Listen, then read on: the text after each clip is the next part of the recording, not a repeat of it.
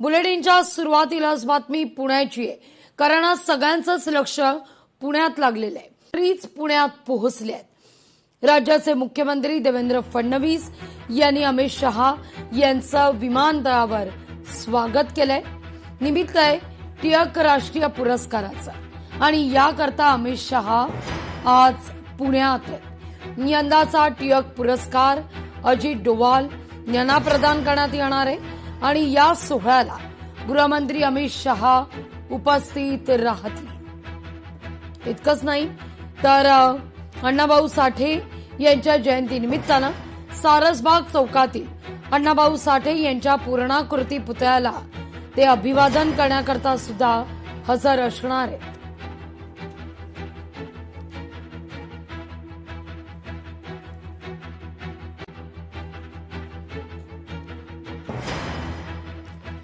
तर पुण्यात आज काँग्रेसचं निषेध आंदोलन आहे. अमित शहा यांच्या दौऱ्याचा काँग्रेस निषेध करणार आहे. लाठीचार्ज प्रकरणी अमित शहानी देशाची माफी मागावी, विद्यार्थ्यांवरचे गुन्हे मागे घ्यावेत अशी काँग्रेसची मागणी आहे.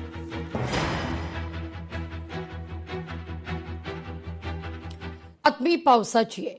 धुळे जिल्ह्यामध्ये गेल्या 2 दिवसांपासून पावसाची संततधार सुरू आहे. शहरातील अनेक सखल भागात पाणीच पाणी परिस्थिती आहे. मांजरा नदीला पूर आहे.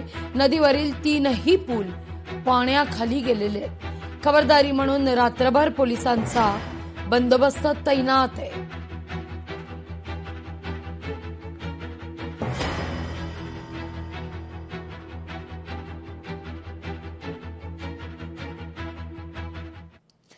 वर्धा नदीपात्रात अडकलेल्या 3 नागरिकांची सुटका करण्यात आलेली आहे. चंद्रपूर जिल्ह्यातल्या पिंपरी या ठिकाणी हे 3 जण अडकले होते.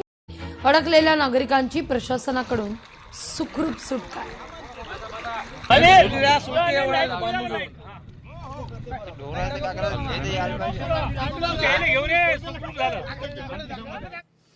तर नंदुरबार जिल्ह्याला आज पावसाचा रेड अलर्ट आहे.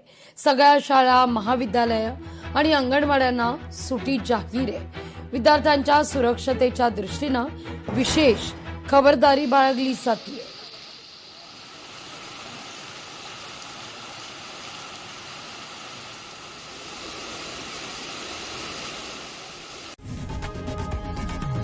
लोकशाही मराठी ऐका, पहा, जागरूक रहा.